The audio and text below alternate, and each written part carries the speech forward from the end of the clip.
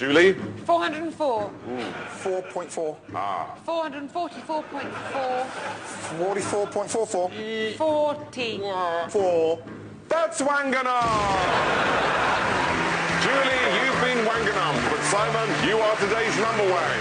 More number wang tomorrow, but until then, stay number wang! Mitchell and Webb, anyone? Mitchell and Webb fans? Number wang. All right. We got to do a proper intro. Yeah. So, God, I don't know how long I've known you now at this point. You're now into the category of, like, known you longer than I can remember. It's a good category. Yeah, it's a good category. I feel sorry for people like him, though. In any event, Ed is an amazing resource in this community. And, you know, there's so much that you can just try to get inside Ed's head, whether it's on security or admin, or it doesn't matter. It just is what it is. And he's earlier, was it this year? He was earlier this year there? He went to Duo? Or was it 2 years ago? Almost a year and a half. A year and a half ago. He went to Duo and has been on the security research team and has been doing all kinds of fun stuff there. And I'm just going to shut up and get off the stage and let him talk. But how about a very warm welcome for Ed Marczak? All right. All right. Well, thank you, Neil. Before we even dive in, I do have to just say thank you to everyone involved with this event. Thank you to Neil and Andrea for putting it on. You know, they make it look easy, but it's so much more work than you would ever anticipate. Thank you to Sean and Derek for keeping everything in the room running and getting people mic'd up, and Aaron and Billy for doing all the thankless work of being gophers and being at the behest of Neil, basically. So, and thanks to all of you for having me back to these great events. I love being here. I love being around the Mac community, of course. And I'm going to be talking a little bit about security research and research in more general terms. But one of the things that I think about when I think about MacTech is before there was MacTech Conference, you know, MacTech was a resource for hackers and developers sort of like way back in the day. And something that people think about with security research is the hacker ethos. And I loved this quote from this book, The Internet in Public Life. Hackers enjoy the intellectual challenge of creatively overcoming limitations. And I really enjoyed that quote, and I think about that in terms of security research.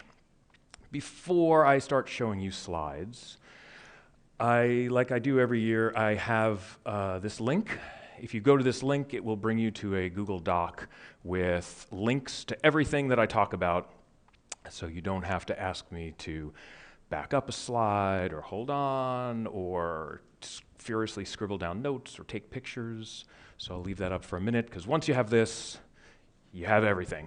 You have all the spoilers. Good. Moving on. Phenomenal. So, what are we doing here? You're all sitting here. You probably have much better things to do. It's a lovely day out. You could be walking the marina, but you're sitting here listening to me talk about research. Maybe one of those reasons, I think, is research is kind of a hot topic again, particularly since at WWDC, Apple announced that they were going to have a research app. I don't think it's out yet, but you will be able to opt in on your Apple Watch to feed medical data to medical researchers. And I think that's pretty cool. Apple has built a framework called Open Research Kit that runs all of this. And as the name implies, it is open source, and Apple's the largest contributor to it. And you can find that up on GitHub, and the link is in that doc. So, it's a pretty cool, plug for research. I mentioned I do security research. So who or what is a security researcher? It's a pretty big umbrella, pretty broad group. So it's people that take apart malware, it's people that discover network attacks, it's people that explore malvertising. I love that phrase, malvertising, because it's the way you get malware, the payload of malware, onto a machine via web-based advertising. So they're tied together, but malvertising is sort of its own thing to go figure out. It's really, really cool. AppSec teams that examine source code before it goes out the door, so that's security research. Finding bugs in software, yeah, absolutely. So this list could go on for quite some time. So how about we just say, is research into security? I came up with the definition of creating new ways to secure data, devices, services, and end users, because that's largely what my team focuses on. We focus on the defensive and helping people protect themselves. Of course, I can't leave out the breaking stuff. Well, break all the things, right? So, taking a step even further back, what is research? Research can largely be broken down into two broad categories, sort of both at different ends of a spectrum.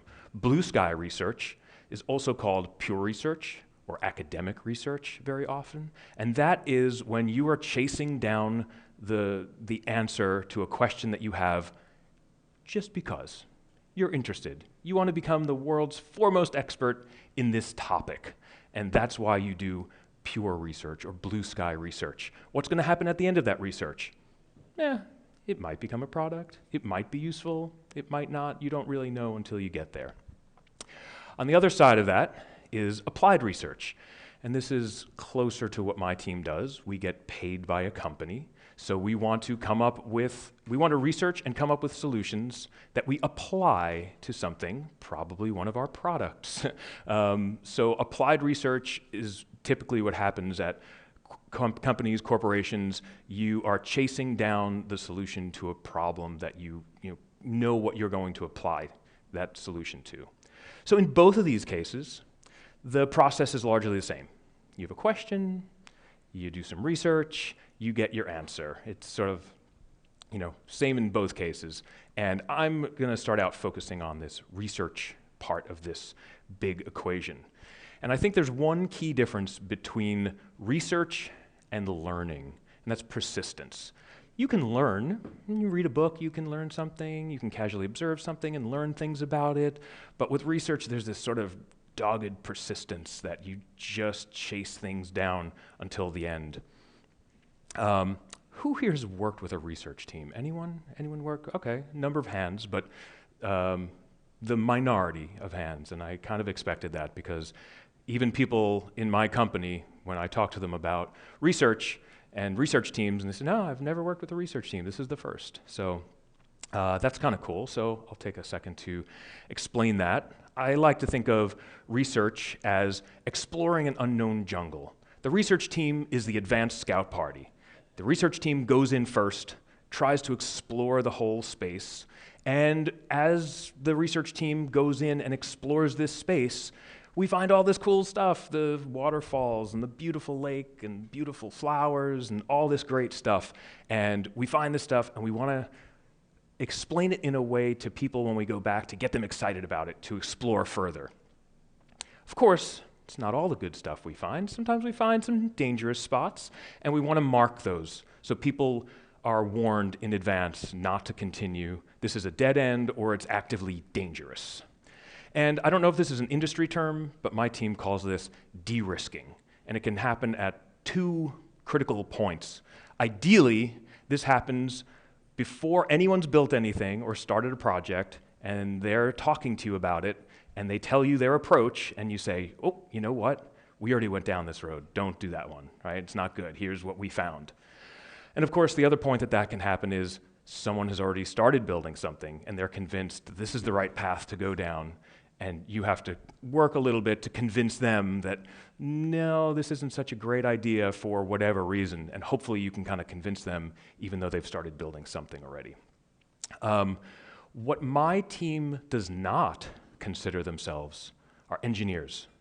We come up with proof of concepts, we come up with prototypes, and those are all sort of just like strung together, spit and baling wire. We are not engineers. It's a very talented team, but we don't consider ourselves SREs or like really well-versed in the craft of development.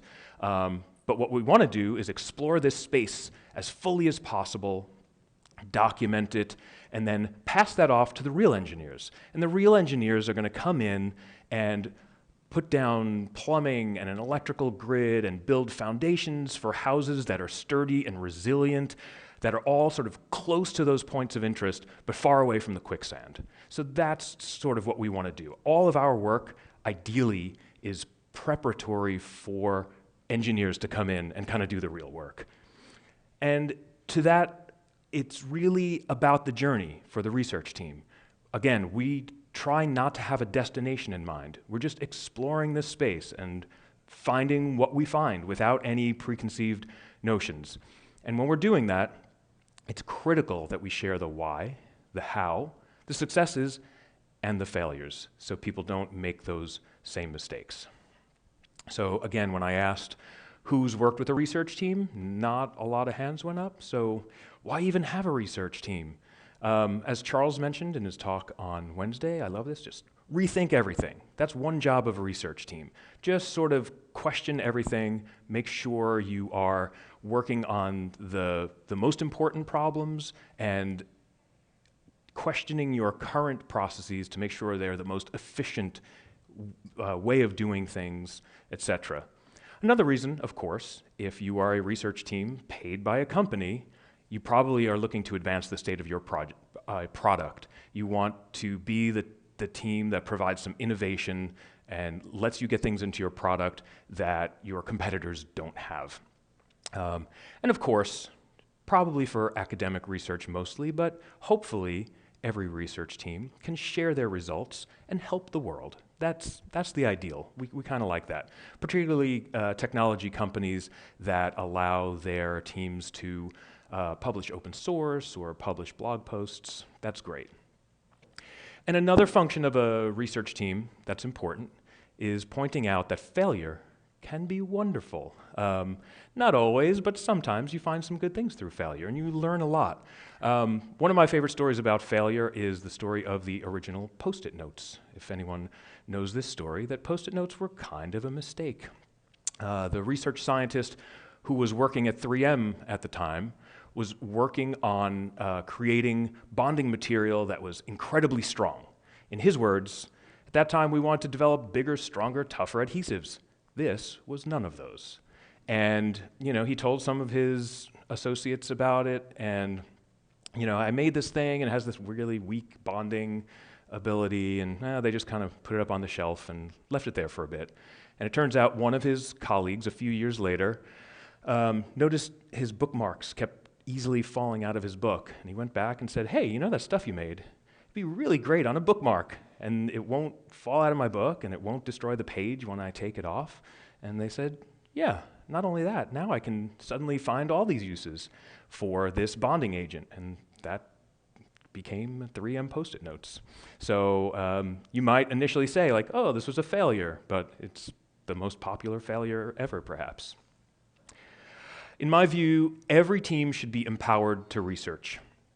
And that's, marketing and sales and engineering and all these groups in your company should have some time to research. And by research, I mean they should have time to step back from their daily grind of, hey, put a feature in the product and meet with customers and do this and do that, and have time just to sit back and analyze and question all the things that they do and see if it's the most efficient way of doing things. And engineering teams often will have to research new ways of doing things to build a new product. So if everyone's empowered to research, why have a research team? To me, the difference is the length of time that people are looking out. I think in sales and marketing, you're probably questioning, how you interact with customers, and you're going to put something in place very quickly. An engineering team is probably looking out, hey, we need to build this new database that has certain properties. Let's research that and build it and put it into practice. That's probably 6 months, a year, maybe 2 years. But a dedicated research team often is looking 3, 5, 7, 10 years in the future, trying to sort of, imagine the state of the future, coming up with solutions that they can land at that time, sort of at the right time. Use your crystal ball or read the tea leaves. Some things you can imagine, like you can imagine that the bandwidth on our mobile devices is only going to get better and better and better. So you might come up with a solution for something and you say to yourself, well, people are going to need more bandwidth than is available right now. But you know, in 5-7 years, maybe it won't be a problem. So that's when you target landing that solution. I guess the first 8 or so MacTech conferences, I had a different logo on these slides. Now I have this logo. So I want to talk a little bit about the team that I work on and the work we do at Duo Labs. And I can't really talk about that without talking about our values. I think this is critical to running a good research team. And the first of those values is team trust.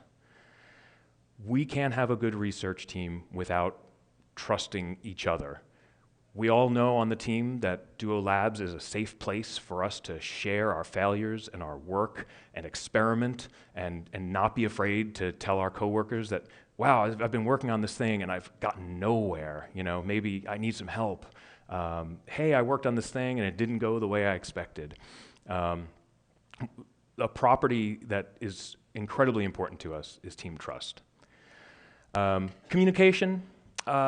This is also important to us. We share our knowledge inside our team, outside of our team to our company, and outside of the company in the form of, you know, blogs and videos, and I get to speak at conferences, and my coworkers get to speak at conferences. We open source a lot of tools, so communicating our work, our research, incredibly important. Another thing that's important to us as a team is user-driven research, and that's important to us because we want to solve real problems that real people face every day. Again, we're more on the applied research side, so this might not be something that's important to someone in academia doing, you know, chasing down some sort of like esoteric topic, but to us, we want to make sure we're solving the right problems. So what do we do well?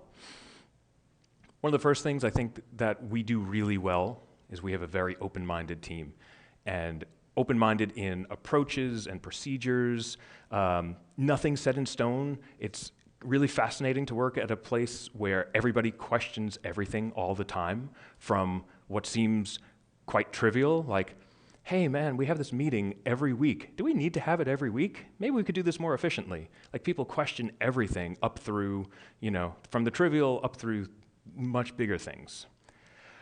I've spoken about empathy as a property of security in the past, and that continues to be really important in my role in research. We, again, with the sort of like the user-driven research, we want to put ourselves in the user's place. We want to have actual interaction with our customers and get feedback from them and allow them to inform us where to go, but maybe not create solutions specific for them, but solutions that we can build on top of. Unconstrained thinking, I think this is another important thing that we get right. We're looking for the best possible solution without bounds, without questions, without thinking, oh no, that'll be impossible, we'll never be able to pull that off. We want to come up with the best, most efficient solution. And openly sharing our findings. I mentioned we have a core quality of communicating things. Internally, we built a system called Journal, and it is basically our electronic research notebook. And it looks like this. If that looks a little bit familiar, it's because we built it on top of the open source Hugo blogging engine, so it looks sort of like a blog you'd expect. And people on the team, so yeah, this is constrained just to our team. So it's, again, it's another sort of like safe place that we can feel open about communicating with just our team. And people will put in from the very trivial, hey, this is what I'm working on today, or to, you know, what I'm working on next week, all the way up through really well-formed, full of tech information posts to share with the team. Hey, I researched this thing and here's how it works. If you are on a team looking for a solution like this, 2 weeks ago we were able to get this open sourced. So this solution is open sourced. You can find it on GitHub, and that link is also in your doc. Also, we are able to share externally, which is fantastic. So we have a blog, which contains like our big research papers. Did anyone read the Duo Labs T2 papers? Anyone read those? Those are really good. I will point those out to people afterwards if you're interested in deep dives into the T2 chip. But we also recently started a blog called Tech Notes. And these were smaller bits of information that we came across in our research and we would like to share with people without doing an enormous white paper and big deal. We can just publish these really quickly, like the one in the middle that was recently posted, How Security Keys Store Credentials. You hear all the time about, hey, you should use two-factor and go get a YubiKey or solo key and use it as two-factor to prove your presence. Well, how do they work? Well, that's something we focus on a lot, so we thought people might want to know that. And one thing that's important to our team is time-boxed analysis. Again, we're being paid by a company to be a research team and work on things, and at some point they're going to come back to us and say, what have you been working on? Like how is this paying off for us? We don't have the sort of luxury of chasing something down for years and years and years. So at the beginning of a project, we typically decide, all right, this is going to last 3 months, this is going to last 8 months, it's going to last a year, whatever length of time. And then just about a month out from the end of that, wherever we are, we document everything. Ugh, this is getting a little loose. We document everything, we get all the source code together, we package it up, we write it up. If we're going to have a blog post or whatever, we do that. And that's it. It's over. We kind of put it in storage, so to speak, and our engineering departments can come along and pick that up later if they want. But for us, we got to move on, and I think we're really good about that. One example of that actually would be the T2 chip research that I was just talking about. We did several papers analyzing Apple's T2 chip, and Duo Security as a company on the whole is about 85% Mac-based. So, Apple says the T2 is secure. Is it? I don't know. Let's go find out. And we have this guy on the team who's really deep into hardware research, all the way down to like dipping chips in acid and probing them with an electron microscope. So that was the first paper that we put out. There's a second one, and then the last one we did was a 3-month project where we tried to get in between the communication of the host OS and bridge OS that talks to the T2 chip. And we built all these tools. And we got to the end, and we used these tools that we built to try to talk to the T2 chip, and we didn't really find any bugs, which was kind of cool. But we wrote up our process. We put the code online so other researchers could build on that. And we actually have heard back from some other researchers who've said, wow, thank you for doing this because I just got my first CVE with Apple on the T2 chip. So we were able to time box our portion of that and then share that work and allow other researchers to build on top of it. And I think there's another thing important that we get right. A lot of topics in security, in technology in general, but particularly in security, can just seem so esoteric. Oh, crypto, it's just math. And you go, what the heck are you talking about? Like, I don't understand this. One of the things that we focus on pretty heavily is WebAuthn. Has anyone heard of WebAuthn for authentication? 1, 2, few hands. All right, few hands. We love WebAuthn, and WebAuthn can be incredibly sort of like esoteric if you're just trying to describe it to someone. So one of our teammates who's deep into WebAuthn, he worked with one of the graphic designers, and they put together this website called webauthn.io. And not only does it contain links to what is WebAuthn and libraries if you want to import WebAuthn functionality into your project, but right up top, you can sign up for an example, for like a sample account on this website, and you can actually see WebAuthn authentication in action. So that's what I mean by turning intangibles into something that you can really play around with, and it lets people understand things so much better than just a written description. So, that's what my team does. What can you do? Well, first, every time I speak at a Mac conference, I always talk about how great the Mac community is. And it really is the best community in the world. And I think the Mac community already sort of holds a lot of the qualities that I mentioned make a good research team. I think the Mac community is open-minded and is pretty good about sharing knowledge and talking with each other. So the Mac community, I think, is already sort of like a step ahead in this direction. I did mention persistence a little bit earlier, and I'll mention it to you again. One of the stories I like to tell is from this book, Outliers by Malcolm Gladwell. Not sure how many people have heard of that. But one of the things that came out of this book that people will repeat and repeat and repeat is that it takes 10,000 hours to become good at something. I'm sure most people have probably heard that already. And even the author, Malcolm Gladwell, has gone on press tours to say, no, it takes 10,000 hours to master something, to be the best in the world at something. If you want to be the best chess player in the world, or an Olympic athlete, or something along those lines, it's going to take 10,000 hours of practice, which is a big relief to me, because I don't have 10,000 hours to put into anything at this point. I did do a little bit more digging, and the stories that I found say it takes really to become good at something, not the best in the world.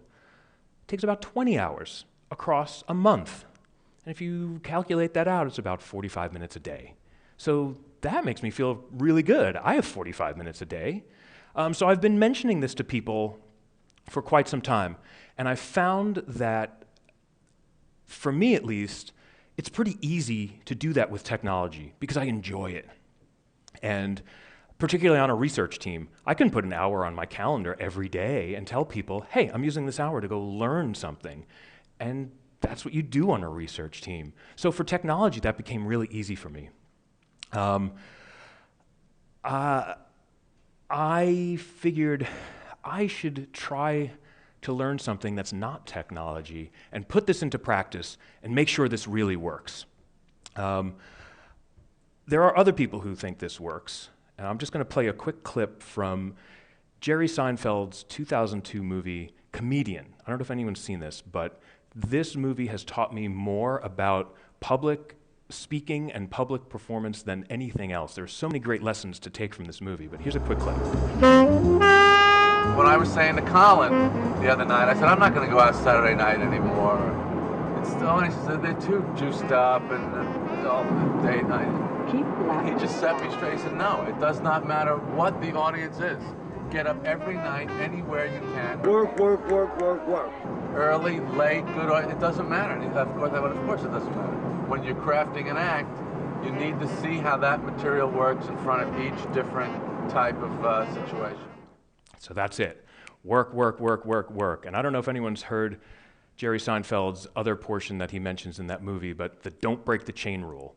So he has a large calendar on his wall, and he says he writes jokes every single day. And when he sits down to write his jokes and he's done, he puts an X, a red X through that day. And then the next day he does the same thing, and he says, don't break the chain. Don't break the chain. You get this great chain of red X's, and it means you have practiced this thing every day. So, again, I wanted to find something non-technology related that I could practice this with. And I always wanted to learn how to juggle. So I thought, well, all right, I can spend a little time every day learning to juggle. So, for one of the very few times in public, I could not do this in January. But I spent about, no, not yet. We'll see if I drop them. I spent about 10 to 15 minutes in the morning, 10 to 15 minutes in the afternoon, and you know, it starts off really frustrating because I learned some things about myself doing this. First, I'm terrible at throwing. Second, I'm terrible at catching. And that makes an awful combination for learning to juggle. So I think, thank you. So the point behind that is, if I can learn to do that, the uncoordinated boob that I am, you can learn to do anything with an hour a day. And I just saw this tweet yesterday, and I thought it was really appropriate. You know, if you're getting older like I am, it's never too late. You can put in the time.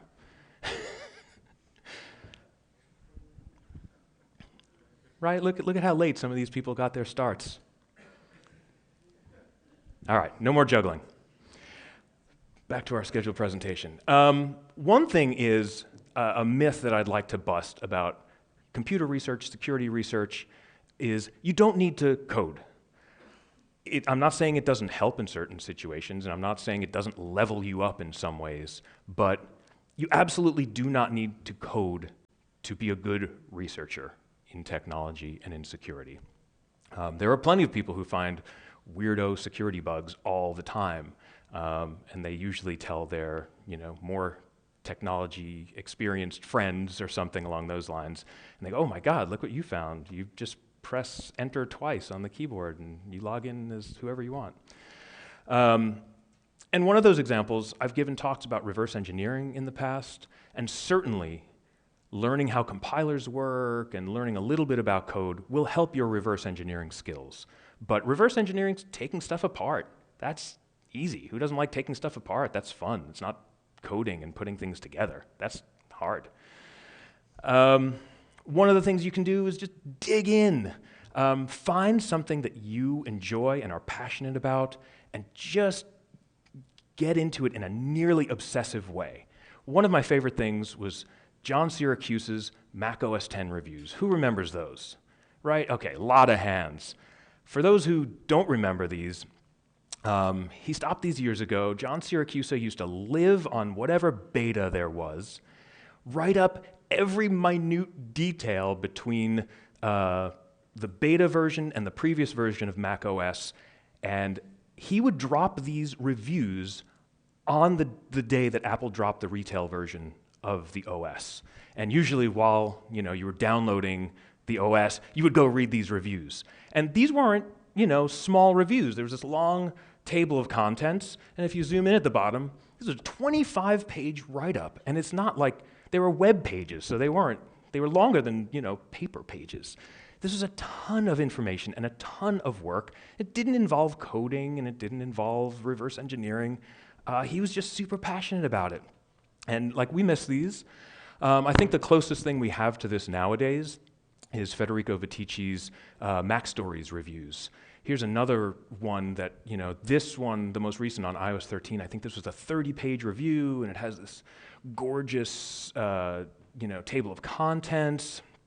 And, again, 30 pages, just he's a man obsessed, and he writes about it and shares it, and he's making his living off of this, so great.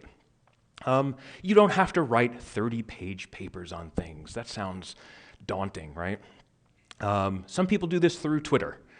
Here's Marcin Witchery, had this little tweet storm that I thought were great. He said, "I'm going to share a time with you when screens were expensive, so computers had small screens." And he had this long tweet storm, and they had these great pictures of comically small screens and people working at them, and these screens that were basically, they looked bigger than they were because they had this giant bezel, but the screen was really still kind of very tiny.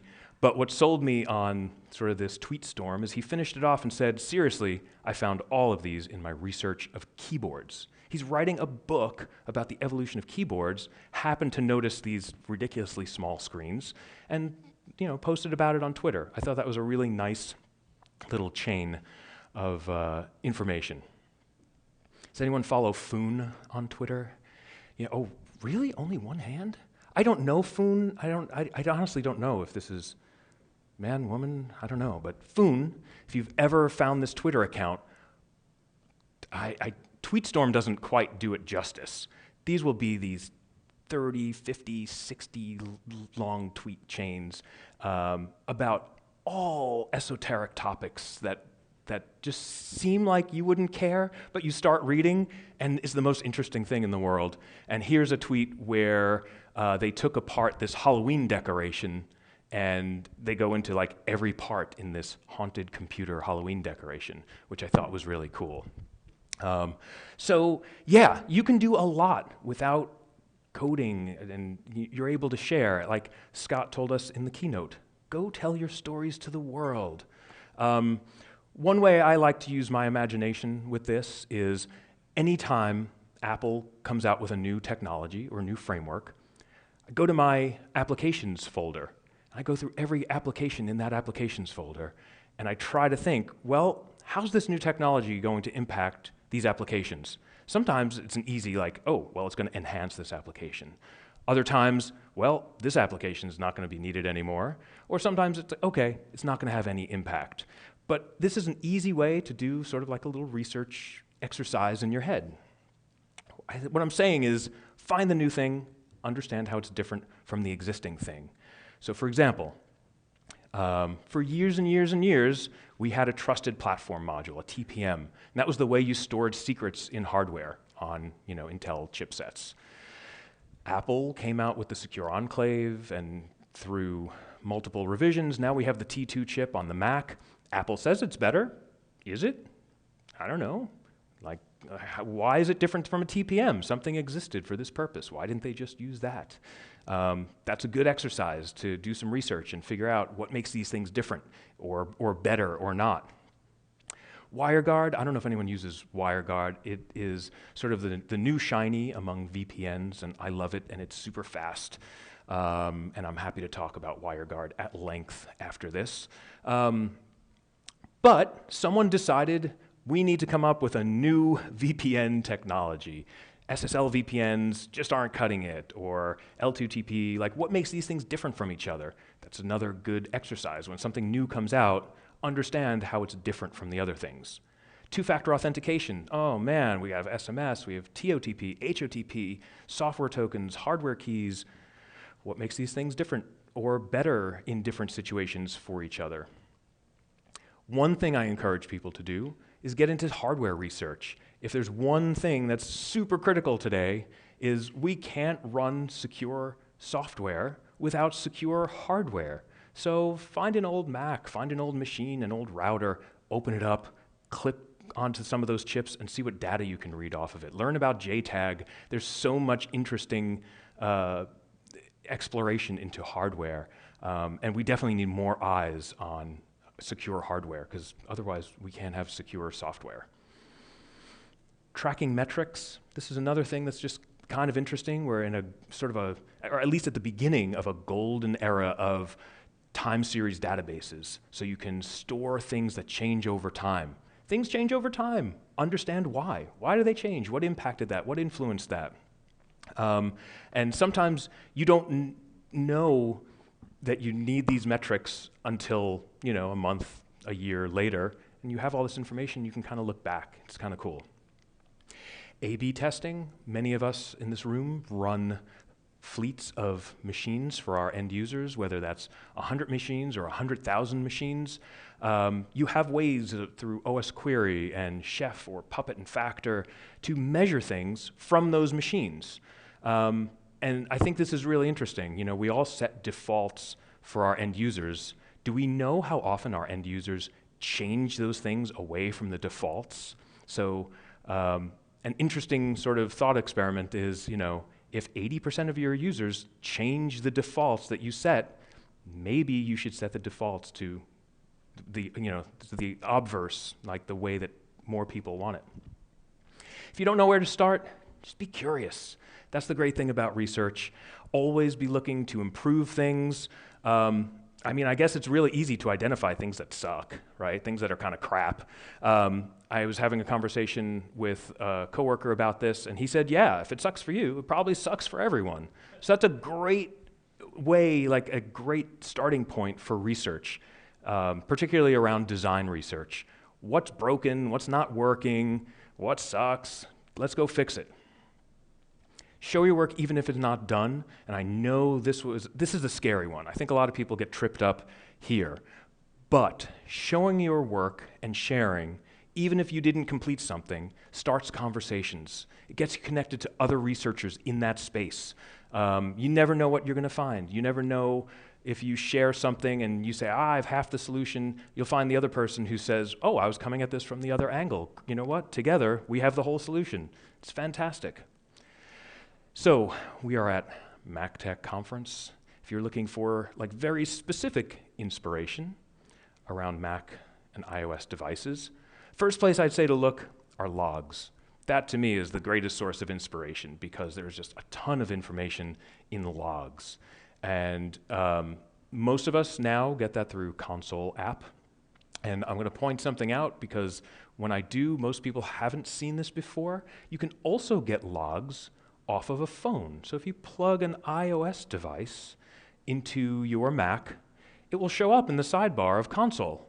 And even if there's a watch paired to it, you can even read logs off the watch, which is really cool because now you can sit there and watch a little bit more and introspect what's happening on the phone. Oh, I performed this action. It logged this thing.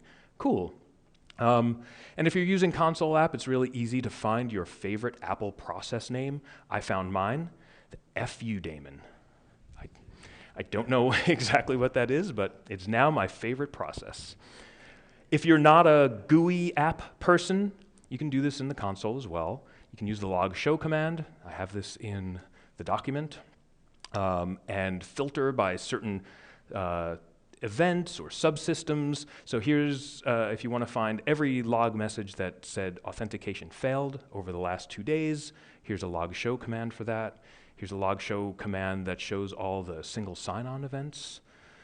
I don't expect you to read this, and I'm going to zoom into it, but this is using log stream. So instead of log show, log stream will just keep a running event list of anything that hits the log, and it'll just dump it to the console.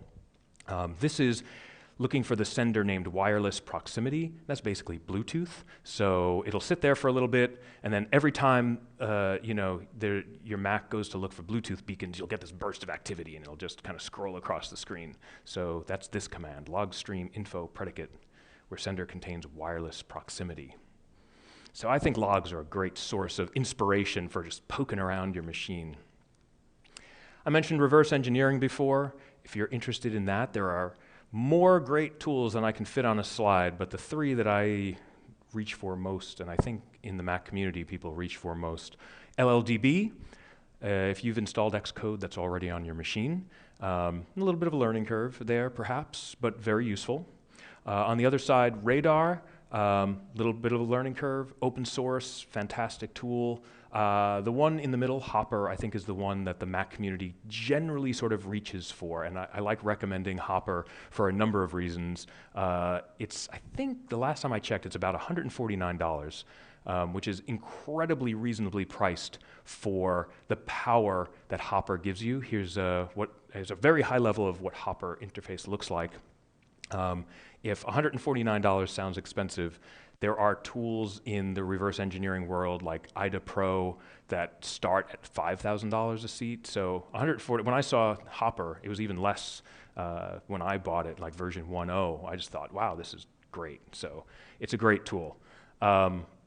And I also recommend Hopper because a lot of the Mac admin community has started using Hopper. So if you have questions about it, you can probably hop on Mac admin Slack, ask someone, and they just might know. Another great place for a little bit of research is design. And one of my favorite things with design are finding people who have come up with concepts and concept art.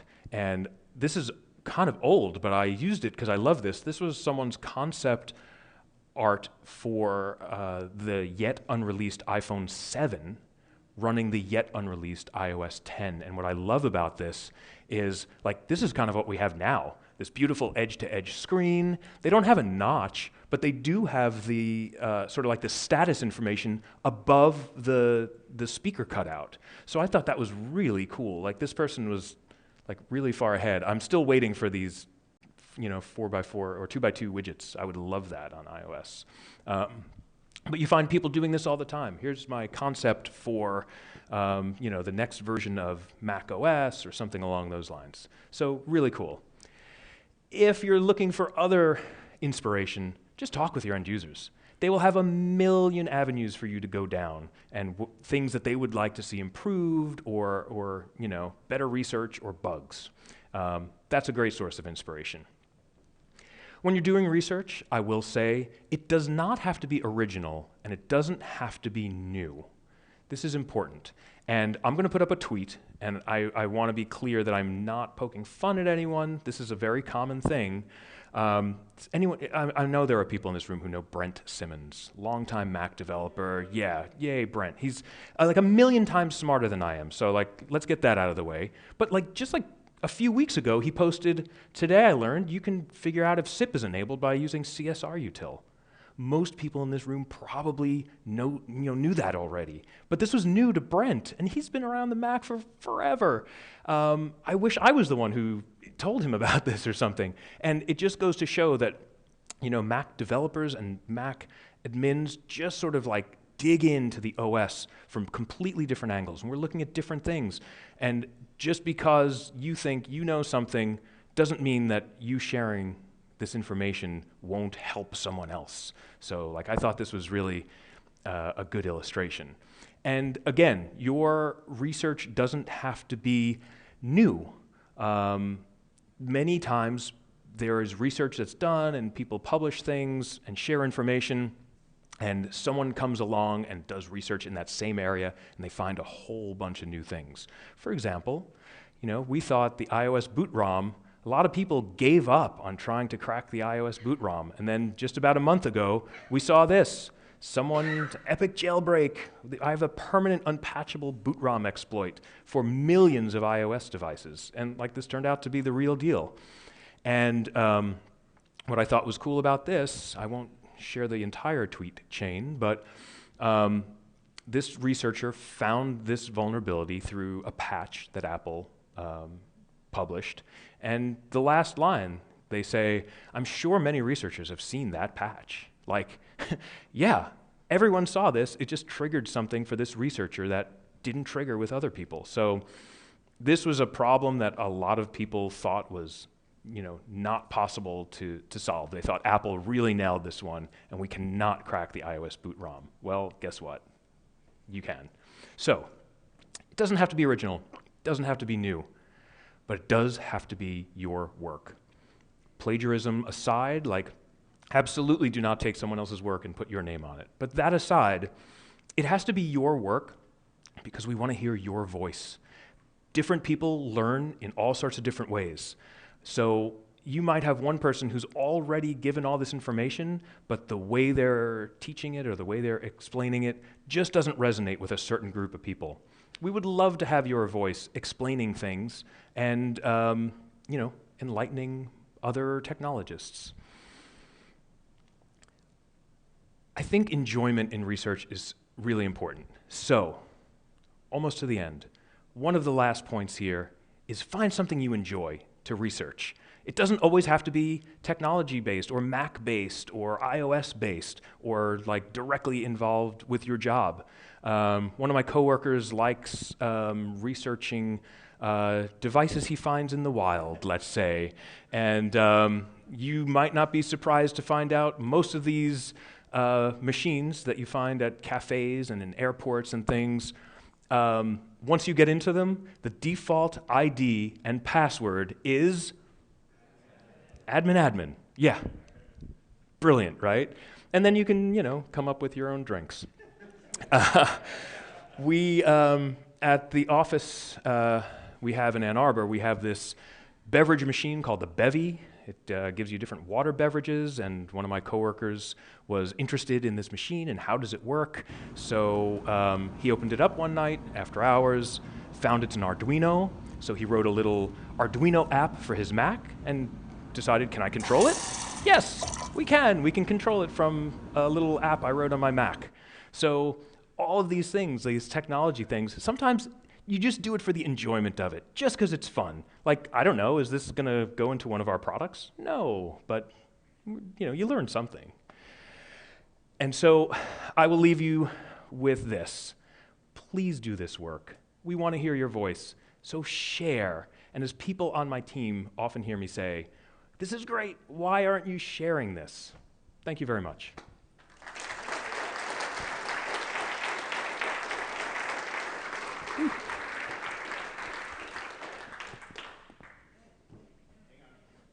Oh, hang on, I'm being told to hang on.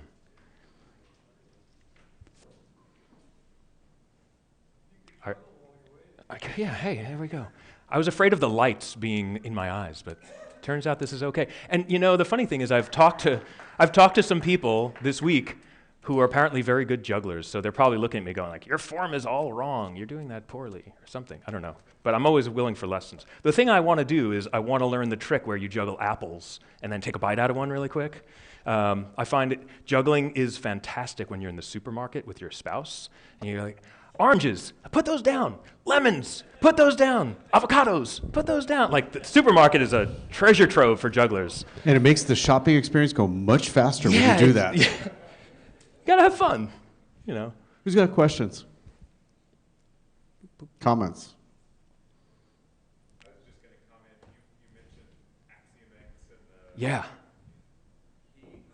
took him a year Yeah. to develop that thing. So, yeah, to repeat that, the iOS boot ROM hack from Axiom X, he came around and said it took him a year to do that. So that's some persistence in just chasing things down and not getting put off by what seemed like roadblocks. So, yeah.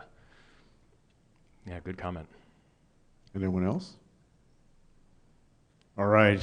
How about a round of applause for Ed Marczak? Thank you.